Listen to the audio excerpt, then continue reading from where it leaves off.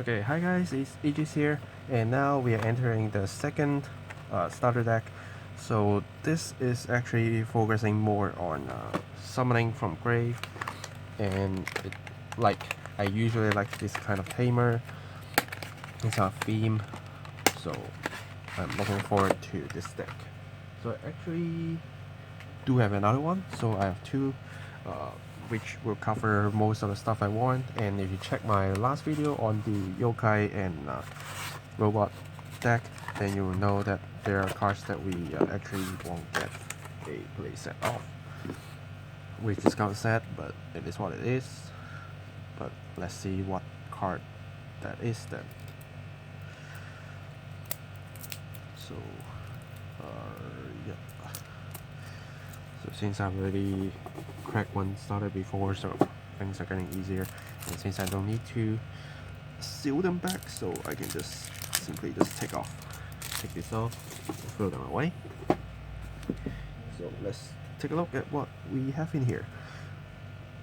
So this is one of the Demon Dragon Lord in Dark, which Dark is a very important element if you are going to do the epic summon.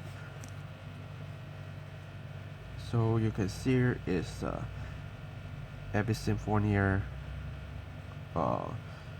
When your grave have 5 dark cards and you send them to the bottom of the deck and summon this card. So he got it counter when your life is 2 or less end the turn, which is very random and sometimes kind of troll, because if you actually have this card as a counter, as a counter during your own turn, you will end your own turn. How is that possible? Is like during your turn, when you're attacking your opponent and they suddenly deal you 1 damage, and this one becomes a counter, and you just suddenly end your turn. So this is a little bit hard to control, but I think we will actually get a way to do it.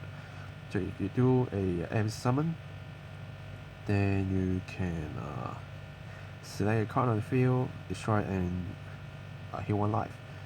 And this card can't go to defense zone, so you can place it, you can move it, I think. Okay. And we have K11 Knight, so this is something that I already explained in another video, like in my introduction video. So if you do want to know how he works, you can check those out. And we have another one. So alright, so we actually get review on the Abyss Summon and Abyss Symphonia. So the Abyss Summon is usually a skill, so you can't just simply use Abyss Symphonia and bring him out. You need to use Abyss Summon to summon something that has a Abyss Symphonia skill and meet the requirement and then summon it. So his Abyss Summon is a normal or active skill that you need to just place it and active, send this card to grave, and then select one of your unit with Abyss Symphonia skill from grave and meet the requirement, and you can summon it. Maybe later we will have cards that let you ignore the requirement, but we will see. So we have 4, which is important. This is another Abyss Symphonia Dragon, which is easier. You just need 2 dark cards, and it got a alert, which will just move to defense zone afterwards. Okay, interesting. When this attacks, you can place 1 card from the top deck to drop, so you can fill up your drop, because you need to fill up drops in order to summon your Abyss Symphonia cards, and you also need to get them to the drop. So this is something that helps you do that.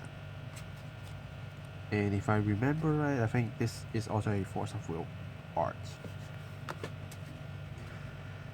And we have a Black Knight, so it's another dark card that when this card is going to grave from a field or deck, you can ditch 1 card of the deck. Interesting. Just like if you use this to ditch this, then you can ditch another card. And this is a vanilla, only 2. And this is a event. So a counter skill, you can add 1 unit from your grave with Abyss Summon and add to your hand. This is counter skill. And normal timing is during your main phase if you have it set, or you drive it, then you can use it. Ditch 1 card on top of the deck and add 1 unit with Abyss Summon from your damage to your hand, so you can actually heal 1 damage. That's quite impressive. And this is basically just a counter get to drop, and allows you to get the battle damage to 0. Not sure if we actually need these, but we will see. And we have some gen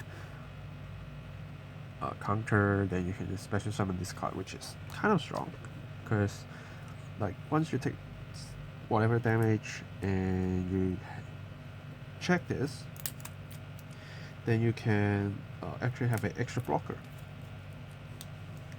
And let's see what's left in the other half.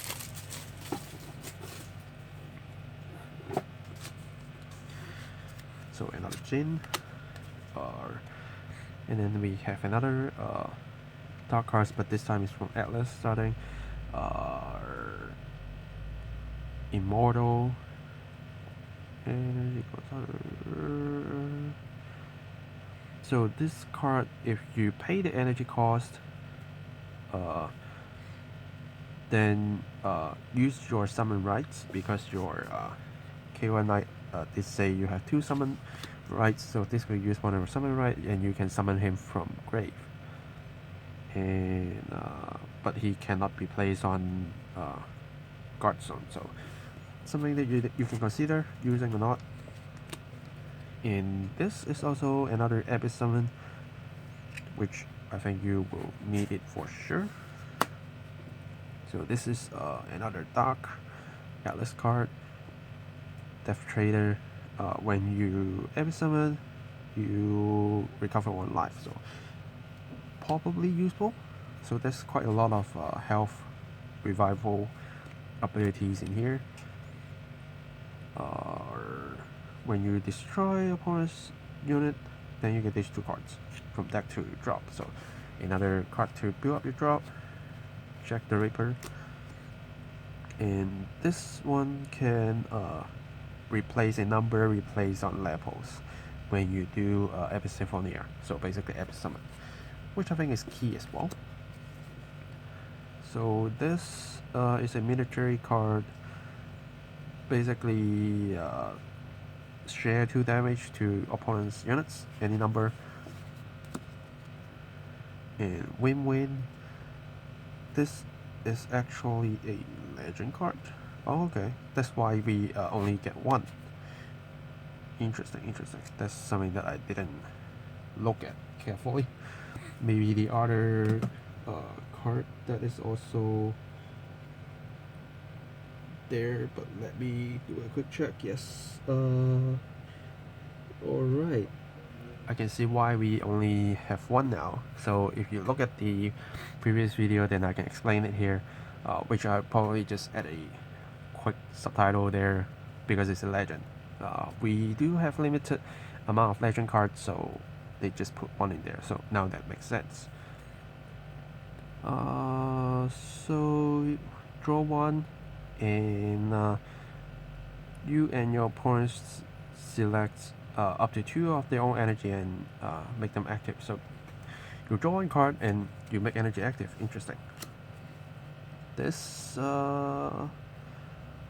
when you set and when you give opponents damage and you use this, discard a dark card and draw 2 cards. So interesting. Actually quite interesting. And these are our energy cards that you won't get from the other starter, because K1 Knight requires you to use energy, but it probably can be anything if you just do a casual play, and usually, as usual, you still get this. Cool. So that's basically the content, and I have to say I find it quite interesting. There's a lot of healing, a lot of every symphonier skills, and we will find more in the main booster, which will be in the next video. So yeah, let me know which starter you actually prefer after seeing both. If you haven't seen the other one, go check that out and just comment on any one of them and see which one you like. Yeah, so thanks for watching guys, and I will see you guys in the next video. Signing off.